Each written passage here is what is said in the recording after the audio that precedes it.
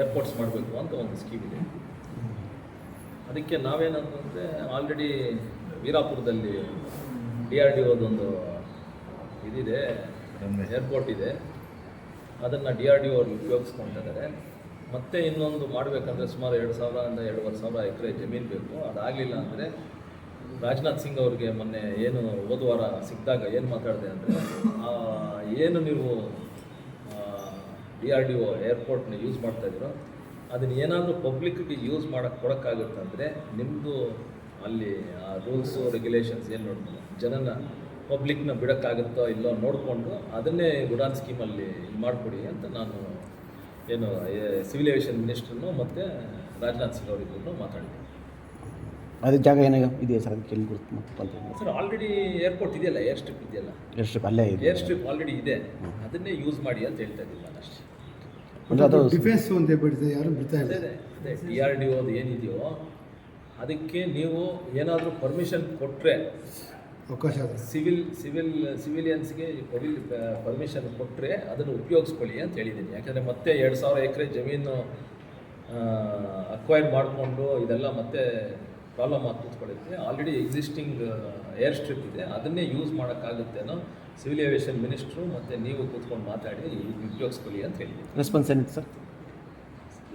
ಅವರು ನಾನು ಮತ್ತೆ ಅದೇ ಜನವರಿಯಲ್ಲಿ ಇಲ್ಲಾಂದರೆ ಫೆಬ್ರವರಿಯಲ್ಲಿ ಆ ಹೆಲಿಕಾಪ್ಟರ್ ಡಿವಿಷನ್ದು ಏನು ಒಂದು ಜನವರಿ ಮತ್ತು ಫೆಬ್ರವರಿಯಲ್ಲಿ ಇನಾಗ್ರೇಷನ್ ಮಾಡಬೇಕು ಅಂತಿದ್ದಾರೋ ಅದಕ್ಕೆ ದಯವಿಟ್ಟು ಬನ್ನಿ ಅಂತ ಹೇಳಿದ್ದೀನಿ. ಅದು ಏನಾದರೂ ಅಫಿಷಿಯಲ್ಲಾಗಿ ನಮ್ಮ ಟಾಟಾ ಅವರು ಮತ್ತು ಬೋಯಿಂಗ್ ಅವರು ಪರ್ಮಿಷನ್ ಅಂದರೆ ಒಂದು ಇನಾಗ್ರೇಷನ್ಗೆ ಬನ್ನಿ ಅಂತ ಆಹ್ವಾನ ಕೊಟ್ಟರೆ ಬಂದೇ ಬರ್ತಾರೆ. ಮತ್ತು ಅದನ್ನು ನಾನು ಅವ್ರನ್ನೂ ಮಾತಾಡ್ತೀನಿ. ಅದು ಬಂದಾಗ ಹಂಗೆ DRDOದು ಇದನ್ನು ತೋರಿಸಿದ್ರೆ ಆವಾಗ ಸಿವಿಲ್ ಏವಿಯೇಷನ್ ಯಾರಾದರೂ ಮಿನಿಸ್ಟ್ರನ್ನ ಅಂದರೆ ಅವ್ರ ಪರವಾಗಿ ಯಾರಾದರೂ ಕಳಿಸಿದ್ರೆ ಅವಾಗ ಅದನ್ನು ನೋಡಿ ಮಾಡ್ಬೋದು ಅಂತ ಒಂದು ನಿಟ್ಟಿನಲ್ಲಿ ನಾನು ಹೇಳಿದೆ. ಬೆಮ್ಮೆಲ್ ಹೆಲಿಪ್ಯಾಡ್ ಇದೆ, ಹೆಲಿಪ್ಯಾಡ್ದು ಏನು ಪ್ರಾಬ್ಲಮ್ ಇಲ್ಲ. ಹೆಲಿಪ್ಯಾಡ್ ಇವಾಗ ನೀವು ದೇವರಾಜ ಮೆಡಿಕಲ್ ಕಾಲೇಜ್ ಹತ್ರ ಮಾಡ್ಬೋದು. ಇವಾಗ ಸ್ಟೇಟ್ ಗೌರ್ಮೆಂಟ್ ಅವರೇನೋ ನಮ್ಮ ಶಾಸಕರು ಹೆಲಿಪ್ಯಾಡು ಒಂದು ಮಾಡಿಸ್ಬೇಕು, ಹೊಸದು IB ಮತ್ತು ಹೆಲಿಪ್ಯಾಡು ಎಲ್ಲ ಮಾಡಿಸ್ಬೇಕು ಅಂತ ಏನೋ ಅರ್ಥ ಆಯಿತು. ಹೆಲಿಪ್ಯಾಡ್ದೇನೋ ಇಶ್ಯೂ ಆಗಲ್ಲ. ಏರ್ಪೋರ್ಟ್ದು ಒಂದು ಬೇಕು ಅಂದರೆ ಇವಾಗ ನಾವು ಬೆಂಗಳೂರಿಗಂತ ಏನು ಬೇಕಾಗಿಲ್ಲ, ಬೆಂಗಳೂರಿಗೆ 1 ಅವರಲ್ಲಿ ಹೊಟ್ಟೋಗ್ಬೋದು. ಬಟ್ ಬೇರೆ ಎಲ್ಲಾದರೂ ಹೋಗ್ಬೇಕಂದ್ರೆ ಅದನ್ನು ಇದು ನೋಡಬೇಕಲ್ಲ, ಎಷ್ಟು ಜನ ಏರೋಪ್ಲೇನ್ ಉಪಯೋಗಿಸ್ತಾರೆ, ಎಲ್ಲಾದರೂ ಹೋಗ್ಬೇಕಂದ್ರೆ ಅದನ್ನೆಲ್ಲ ಸರ್ವೆ ಮಾಡಿ ಮಾಡ್ತಾರೆ. ಇನ್ನೊಂದು ಇದು BGML ಸರ್ BGML ಏನಾಗಿದೆ ಅಂದರೆ ಮನೆಗಳದ್ದು ಸುಮಾರು ಏನು ಒಂದು ಇದು ಕೊಟ್ಟಿದ್ದಾರೆ ಪೊಸಿಷನ್ ಸರ್ಟಿಫಿಕೇಟ್, ಅದನ್ನು ಖಾತಾ ಮಾಡಬೇಕು ಅಂತ ಏನು ಹೇಳ್ತಿದಾರೋ ಅದು ಸುಮಾರು ಇನ್ನೂ 1,200-300 ಕೊಡಬೇಕಾಗಿದೆ. ಅವರು ಸೆಕ್ರೆಟ್ರಿ ಮಾತಾಡಿದಾಗ ಏನಂದ್ರೆ ಇವ್ರನ್ನ ಮಿನಿಸ್ಟ್ರನ್ನೇ ಏನಾದರೂ ಒಂದು 2 ತಿಂಗಳು ಒಳಗಡೆ KGF ಕರೆಸಿ ಎಲ್ಲ ಪೊಸಿಷನ್ ಸರ್ಟಿಫಿಕೇಟ್ ಎಲ್ಲ ಕೊಡಿಸಿ ಅಲ್ಲೇ ನಮ್ಮ ಮುನ್ಸಿಪಾಲ್ಟಿಗೆ ಲೆಟ್ರ್ ಬರಿತೀವಿ ಅಂತ ಹೇಳಿದ್ದಾರೆ. ಏನು ಖಾತಾ ಟ್ರಾನ್ಸ್ಫರ್ ಮಾಡೋಕ್ಕೆ. ಆಮೇಲೆ ಅಲ್ಲೊಂದು ವಿಚಾರ ಇದೆ, ಅದು ಇನ್ನೂ ಆವಾಗ ಈಗ ಅರ್ಥ ಆಗ್ತಾ ಇರಲಿಲ್ಲ ಅವ್ರಿಗೆ. ಅವ್ರು ಏನು ಪೊಸಿಷನ್ ಸರ್ಟಿಫಿಕೇಟ್ ಕೊಟ್ಟಿದ್ದಾರೋ, ಏನು ಪಾಯ ಹಾಕಿದಾರೋ ಅಷ್ಟು ಮಾತ್ರ ಕೊಟ್ಟಿದ್ದಾರೆ. ಬಟ್ ಒಂದು ಮನೆಯಿಂದ ಇನ್ನೊಂದು ಮನೆಗೆ ಜಾಗ ಇದೆ ಮಧ್ಯದಲ್ಲಿ 15-20 ಅಡಿ, ಅದು ಯಾರಿಗೆ ಕೊಡ್ತೀರಾ ಅಂತ ಅದು ಪ್ರಾಬ್ಲಮ್ ಆಗುತ್ತೆ. ಅದನ್ನು ಸಾಲ್ವ್ ಮಾಡಿ ಅಂತ ಹೇಳಿದ್ರು. ಯಾಕಂದರೆ ಸುಮಾರು 20 ಅಡಿ ಇದ್ದರೆ ಯಾರು ಅದನ್ನು ಜಾಗ ತೊಗೊಳ್ಳೋದು, ಈ ಮನೆಯವನ್ನ ಅಂತ ಯಾರಿಗೂ ಗೊತ್ತಿಲ್ಲ. ಒತ್ತುವರಿಗೆ ಜಾಸ್ತಿ ಆಗಿದೆ ಸರ್, ಇನ್ಸ್ಟಿಟ್ಯೂಷನ್ಸು, ಟೆಂಪಲ್ಸು. ಸರ್ ಒತ್ತುವರಿ ಎಷ್ಟಾಗುತ್ತೋ ಅಷ್ಟು ಕಂಟ್ರೋಲ್ ಮಾಡ್ತಾರೆ. ಅಲ್ಲಿ ಅದು ಹೇಳಿದ್ದೀನಿ, ಅಲ್ಲಿ ಏನು ಸೆಕ್ಯೂರಿಟಿ ಏನು ಹಾಕಿದ್ದಾರೆ ಆಫೀಸರ್ ಒಬ್ಬನು ಮಾತ್ರ ಇದ್ದಾರೆ BSF ಇದೆ. ಆಮೇಲೆ ಸುಮಾರು 150 ಇವ್ರು ಕೊಟ್ಟಿದ್ದಾರೆ, ಗಾರ್ಡ್ಸ್ ಕೊಟ್ಟಿದ್ದಾರೆ. ಬಟ್ ಅದು ಸಾಕಾಗ್ತಾ ಇಲ್ಲ. ಆಮೇಲೆ ಏನು ಮಾಡಬೇಕು, ದಯವಿಟ್ಟು ಬೇಗ ಫೆನ್ಸಿಂಗ್ ಮಾಡಿ ಅಂತ ಹೇಳಿದ್ದೀನಿ. ಫೆನ್ಸಿಂಗ್ ಮಾಡಿಬಿಟ್ರೆ ನಿಮ್ಮ ಜಾಗ ಉಳಿಯುತ್ತೆ. ಆಮೇಲೆ ಜಾಗ ಉಳಿದ ಮೇಲೆ ಯಾರೋ ಒಂದು PSUಗೋ ಯಾವುದಾದ್ರೂ ಒಂದು ಸ್ಟೀಲ್ ಅಥಾರಿಟಿನೋ, ಇಲ್ಲಾಂದರೆ NMDCನೋ, ಇಲ್ಲಾಂದರೆ ಬೇರೆ ಬೆಮ್ಮೆಲ್ಲೋ, ಇಲ್ಲಾಂದರೆ BHELೋ ಯಾರಿಗೋ ಒಬ್ಬರಿಗೆ ಜಾಗ ಬೇಕೇ ಬೇಕಾಗುತ್ತೆ. ಆಮೇಲೆ ಸಿಚುವೇಶನ್ನು ಅಷ್ಟು ಕರೆಕ್ಟಾಗಿದೆ.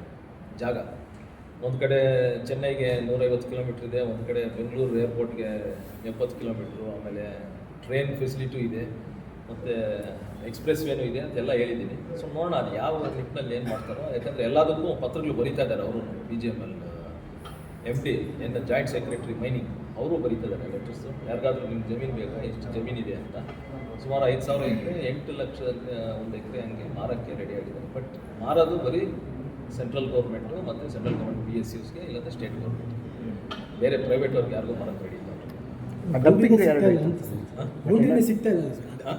12,500 ಎಕರೆ ಇದೆಯಲ್ಲ, ಅದು ಬೌಂಡ್ರಿಗೆ ಇನ್ನೂ ಕನ್ಫರ್ಮ್ ಆಗಿಲ್ಲ ಸರ್. ಸರ್ವೆ ಎಲ್ಲ ಮಾಡಿದ್ದಾರೆ, ಡ್ರೋನ್ ಸರ್ವೆ ಎಲ್ಲ ಮಾಡಿಟ್ಟಿದ್ದಾರೆ, ಅದೇನು ಇಶ್ಯೂ ಆಗಿಲ್ಲ. 12,000 ಎಕರೆಯಲ್ಲಿ ಸುಮಾರು 4,500 ಎಕರೆ ಮೈನಿಂಗು ಮತ್ತು ಏನು ಇವಾಗ 18 ವಾರ್ಡ್ ಅಂದರೆ ಮನೆಗಳೇನು ಕಟ್ಟಿದ್ದಾರೆ ಅದನ್ನು 4,000 ಒಂದು 5,000 ಎಕರೆ ಅದಕ್ಕೆ ಹೋಗಿದೆ. ಒಂದಷ್ಟು ಜಾಗ ಅಲ್ಲಲ್ಲಿ ರೈಲ್ವೆ ಟ್ರ್ಯಾಕ್ ಕೊಟ್ಟಿದ್ದಾರೆ, ಮತ್ತು ಒಂದಷ್ಟು ಜಾಗ ಬೇರೆ ಏನಂತ ಪರ್ಪಸ್ ಸ್ಕೂಲ್ಸ್ಗೂ ಏನೋ ಕೊಟ್ಟಿದ್ದಾರೆ. ಅದು ಬಿಟ್ಟು ಸುಮಾರು ಒಂದು 5,500-6,000 ಎಕರೆ ಅವ್ರ ವಶದಲ್ಲಿ ಇದೆ.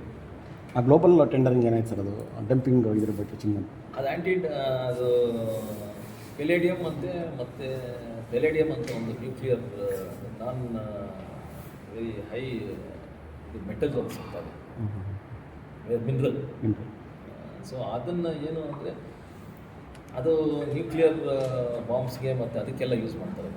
ಸೊ ಅದನ್ನು ಇನ್ನೂ ಒಂದು ಸತಿ ಸರ್ವೆ ಸರ್ವೆ ಮಾಡಿಸಿ ಅದನ್ನು ಕಂಟೆಂಟ್ ಏನಿದೆ, ಹೆಂಗಿದೆ, ಅದ್ರ ದುಡ್ಡು ಎಷ್ಟು ಆಗ್ಬೋದು ಏನು ಅಂತ. ಯಾಕಂದರೆ ಸುಮ್ಮನೆ ಒಂದು ಸತಿ ಏನೋ ಒಂದು ಟೆಂಡರ್ ಕೊಟ್ಟೋಗಿ ಆಮೇಲೆ ಹೆಚ್ಚು ಕಡಿಮೆ ಆಗೋದು ಬೇಡ ಅಂದರೆ they are doing one more survey ಮಾಡಿದ್ಮೇಲೆ ಜುಲೈ ಆಗಸ್ಟಲ್ಲಿ ಮಾಡಬೇಕಂತಿದ್ರು ಟೆಂಡರು. ಮೋಸ್ಟ್ಲಿ ಇನ್ನೂ 1-1.5 ತಿಂಗಳು ಎಕ್ಸ್ಟ್ರಾ ಆಗುತ್ತೆ. ಅದು ಬೇರೆ ಬೇರೆ ಖನಿಜ ಸಂಪತ್ತು ಕೂಡ ಇದೆ ಅಂತ. ಅದೇ ಪೆಲೇಡಿಯಂ ಅಂತ ಏನೊಂದು ರೇರ್ ಮಿನರಲ್, ಅದ್ರ ಜೊತೆ ಇನ್ನೂ ಒಂದು ಮಿನರಲ್ಲು ಮತ್ತು ಬಂಗಾರ 1 ಟನ್ನಿಗೆ 2 ಗ್ರಾಮ್ ಸಿಗ್ಬೋದು ಅಂತ. ಅಲ್ಲ 2 ಗ್ರಾಮ್ ಸಿಗುತ್ತೆ ಅಂತ. ಬಂಗಾರ ರೇಟ್ ಜಾಸ್ತಿ ಆಗೋದಕ್ಕೆ ಸೊ ಈ ಟೆಂಡರ್ ಯಾರು ತೊಗೊಳ್ತಾರೋ ಅವ್ರಿಗೆ ಅದು ಉಪಯೋಗ ಆಗುತ್ತೆ, ದೇಲ್ ಬಿ ಏನೋ ಪ್ರಾಫಿಟ್ ಅಂತ ಇದು ಮಾಡ್ತಾರೆ. ಇನ್ನೊಂದು ರೇರ್ ಮಿನರಲ್ ಏನಿದೆ ಅದನ್ನು ಮತ್ತು ಇನ್ನೊಂದೇನೋ ಹೇಳಿದ್ದಾರೆ, ಅವೆರಡು ಸಿಗುತ್ತೆ. 2 ಮಿನರಲ್ ರೇರ್ ಮಿನರಲ್ಸ್.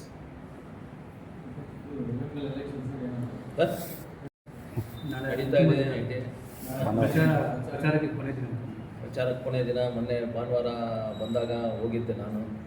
ಎಲ್ಲ ಚೆನ್ನಾಗಿದೆ. ಮತ್ತು ಅಲ್ಲಿ ಏನು ನಾವು ಪ್ರಚಾರ ಮಾಡಿದ್ದೀವೋ ನಮಗೆ ತಿಳಿದ ಮಟ್ಟಿಗೆ ಮತ್ತು ಕಾಂಗ್ರೆಸ್ ಅವರು ಏನು ಹೇಳ್ತಾ ಇದ್ದಾರೋ ಅಂದರೆ ಕಾರ್ಯಕರ್ತರು ಮಾತಾಡ್ಕೊಳ್ತಾ ಇರೋದು 4-5 ಕಾಂಗ್ರೆಸ್ ಗೆಲ್ಲುತ್ತೆ ಅಷ್ಟೇ, ಮಿಕ್ಕಿದ್ದೆಲ್ಲ ಇಂಡಿಯಾನೇ ಗೆಲ್ಲುತ್ತೆ, ಒಳ್ಳೆ ಇದರಲ್ಲಿ ವಾತಾವರಣದಲ್ಲಿದೆ ಅಂತ ಮಾಹಿತಿ ನಿನ್ನೆ ರಾತ್ರಿ ಬಂದಿದೆ. ನನಗೂ ಅಂದರೆ ತಿಳಿದ ಮಟ್ಟಿಗೆ ಒಂದು 11-12 ನಮಗೆ ಗೆಲ್ಲುತ್ತೆ ಅಂತ ಒಂದು ನಂಬಿಕೆ ಇದೆ. 17 ಇದಕ್ಕೆ ನಾವು ಪ್ರಯತ್ನ ಮಾಡ್ತಾ ಇದ್ದೀವಿ, ಬಟ್ 11-12 ಗೆಲ್ಲುತ್ತೆ ಅಂತ ಒಂದು ನಂಬಿಕೆ ಇದೆ. ಪಟ್ಟಣ ಪಂಚಾಯತಿ ಅಧಿಕಾರ ಬೇಕು ಅಂತಲ್ಲ ಇವಾಗ ನಾವು ಇಷ್ಟೆಲ್ಲ ಪ್ರಯತ್ನ ಪಡ್ತಾ ಇರೋದು. ಆಮೇಲೆ ಸುಮಾರು 2 ಲೀಡರ್ಸ್ನು ಎಲ್ಲ ಸೇರಿಸಿ JDS ಮತ್ತು BJP ಲೀಡರ್ಗಳೆಲ್ಲ ಸೇರಿಸಿ ಮಾತಾಡಿಸಿ ಸುಮಾರು 15-20 ದಿನದಿಂದ ಒಂದು ಒಳ್ಳೆಯ ವಾತಾವರಣ ಸೃಷ್ಟಿಯಾಗಿ ಕೂತ್ಕೊಂಡಿದೆ. ಎಲ್ಲೋ ಒಂದು ಕಡೆ ಅಸಮಾಧಾನ ಇದೆ ಅಂತ ಹೇಳ್ತಾರೆ, ಬಟ್ ಇವಾಗ ನೀವು 3-4 ಜನ ಕೇಳಿದಾಗ ಎಲ್ಲೋ ಒಂದು ಕಡೆ ಒಬ್ಬರಿಗೆ ಮಾತ್ರ ನಾವು ಕ್ಯಾಂಡಿಡೇಟ್ ಮಾಡಬೇಕಾಗುತ್ತೆ. ಸೊ ಎಲ್ಲ ಮಾಮೂಲಿ ಆಗಿದೆ, ಅಸಮಾಧಾನ ಏನೂ ಇಲ್ಲ. ಮೊನ್ನೆಯಿಂದ ಎಲ್ಲ ಮತ್ತು ಅದನ್ನು ಅಸಮಾಧಾನ ಯಾರಾಗಿದ್ದಾರೆ ಎಲ್ಲ ದೊಡ್ಡ ಲೀಡರ್ಸ್ನೆಲ್ಲ ಮಾತಾಡಿ CMR ಶ್ರೀನಾಥ್ ಅವರು ಮತ್ತು ವರ್ತೂರು ಪ್ರಕಾಶ್ ಅವರು ಎಲ್ಲ ಮುಖಂಡರು ಎಲ್ಲ ಸೇರಿ ಮಾತಾಡ್ತಾರೆ. ಇವತ್ತು ವೈ.ಎನ್.ನಾರಾಯಣ ಸ್ವಾಮಿ ಅವರು ಮತ್ತು ಮಂಜುನಾಥ್ ಗೌಡರು ಬರ್ತಾರೆ ಇವಾಗ. ಸೊ ಎಲ್ಲ ಒಂದು ಕಡೆ ಒಂದು ಒಳ್ಳೆಯ ವಾತಾವರಣ ಸೃಷ್ಟಿ ಆಗ್ತದೆ. ಮತಗಳ್ಳತನದ ಬಗ್ಗೆ ನಿಮ್ಮ ಒಪಿನಿಯನ್ ಏನು ಸರ್? ಹೆಂಗೆ ಇದು ಮಾಡ್ತಾರೆ. ಆಮೇಲೆ ಮಹದೇವಪುರದಲ್ಲಿ ಏನೋ ಮಾಡ್ತಾರೆ, ಅದೊಂದು ವಟಾರ ಇದೆ. ಆ ವಟಾರದಲ್ಲಿ ಒಂದು ಸುಮಾರು ಒಂದು 15-20 ಮನೆಗಳಿವೆ. ಇನ್ನು 15-20 ಮನೆಗಳಿದ್ದಾಗ 70 ಜನ ಇನ್ನೂ ಬಂದಿರ್ತಾರೆ. ಮನೆ ಓನರ್ ಒಬ್ಬನಿದ್ದಾಗ ಇನ್ನು ಅವನ ಹೆಸರಲ್ಲೇ ಇರುತ್ತೆ ಅಷ್ಟೇ ಅಲ್ಲ. 70 ಓಟ್ಗಳಿನ್ನು ವಟಾರದಲ್ಲಿರೋರ್ದು 15-20 ಮನೆಗಳಿದ್ದಾಗ ಇನ್ನು 70 ಓಟ್ ಇರೋದು ಸಹಜ. ಮತ್ತು ಇನ್ನೊಂದು ಮನೆಯವ್ರದ್ದು 000 ಅಂತಿದೆ ಅಂತ ಹೇಳಿದ್ರು. ಆ ಮನೆಯವರು ಎಲ್ಲ ತೋರಿಸ್ತಾರೆ, ಇದೇ ವೋಟಿಂಗ್ ಕಾರ್ಡ್ ನಮ್ಮದು ಎಲೆಕ್ಷನ್ ಕಮಿಷನಿಂದ ಬಂದಿರೋದು ಅಂತ ತೋರಿಸ್ತಾರೆ. ಎಲೆಕ್ಷನ್ ಕಮಿಷನ್ನು ಇವಾಗ ರಿವೈಸ್ ಲಿಸ್ಟ್ ಬಂದಾಗ ಅರ್ಜೆಂಟಲ್ಲಿ ಏನೋ ಒಂದು ಮಾಡ್ತಾ ಇರ್ತಾರೆ. ಅರ್ಜೆಂಟ್ ಇದು ಮಾಡಿದಾಗ ಇವಾಗ ಏನೋ 000 ಅಂತ ಬಂದಿದೆ ಅಷ್ಟೇ ಅಲ್ಲ, ಅದು ಬೇರೆ ಏನಿಲ್ವಲ್ಲ. ಆ ಮನುಷ್ಯ ಇದ್ದಾನೆ, ಅವನು ಅಲ್ಲೇ ಓಟ್ ಹಾಕೋನು, ಬೇರೆ ಎಲ್ಲೂ ಓಟ್ ಹಾಕಲ್ಲ ಇಲ್ವಲ್ಲ. ಎಲೆಕ್ಷನ್ ಕಮಿಷನ್ ಬಗ್ಗೆ ಮಾತಾಡೋಕ್ಕೆ ಹೋದರೆ ಅವರು. ಆಮೇಲೆ ಯಾರು ಎಲೆಕ್ಟ್ರಲ್ ರೋಲ್ಸ್ ಯಾರು ಮಾಡಿದ್ದು? ಸ್ಟೇಟ್ ಗೌರ್ಮೆಂಟ್ ಎಂಪ್ಲಾಯೀಸ್ ಎಲ್ಲ. 2024 ಸ್ಟೇಟ್ ಗೌರ್ಮೆಂಟು ಇದ್ದಿದ್ದು ಕಾಂಗ್ರೆಸ್ ಅವರು, ಎಂಪ್ಲಾಯೀಸ್ ಇದ್ದಿದ್ದು ಸ್ಟೇಟ್ ಗೌರ್ಮೆಂಟ್ ಎಂಪ್ಲಾಯೀಸ್. ಎಲ್ಲೋ ಬೇರೆ ಕಡೆಯಿಂದ ಬಂದೇನೂ ಮಾಡಲಿಲ್ವಲ್ಲ. ಎಲ್ಲ ಬಿಹಾರ, ರಾಜಸ್ಥಾನ, ಗುಜರಾತ್ ಇಂದ ಎಲ್ಲ ಬಂದು ಎಲೆಕ್ಟ್ರಲ್ ರೋಲ್ಸ್ ಮಾಡಿದ್ದಲ್ಲಿ ಲೋಕಲ್ ಅವರೇ. ಸತ್ಯ ಹೇಳಿದ್ರು ಅಷ್ಟೇ. ರಾಜಣ್ಣನ ತೆಗೆದ ಅಷ್ಟೇ ಅಲ್ಲ, ಅದಕ್ಕೆ ತೆಗೆದಾಕ್ರು. ಇರೋದಿದ್ದಂಗೆ ಮಾತಾಡೋಣ. ಎಲೆಕ್ಟ್ರಲ್ ರೋಲ್ಸ್ ಮಾಡಿದ್ಯಾರು? State government employees. Congress state government ನಡೆಸ್ತಾ ಇದ್ಯಾರು? ಕಾಂಗ್ರೆಸ್ ಗೌರ್ಮೆಂಟ್. ಅದನ್ನು ಯಾವುದೋ ಒಂದು ಚಾನೆಲ್ ಅವ್ರು ಎತ್ಕೊಂಡು ಹೋಗಿ ಪಾಪ ಮಾದೇವಪುರದಲ್ಲಿ 3-4 ಕಡೆ ಇದು ಮಾಡಿದಾಗ ಅವರೇ ಹೇಳ್ತಾರಲ್ಲ. ಸೊ ಹಂಗಿದ್ದಾಗ ಹಿಂಗೆ ಎಲ್ಲಿ ಇದಾಗುತ್ತೆ?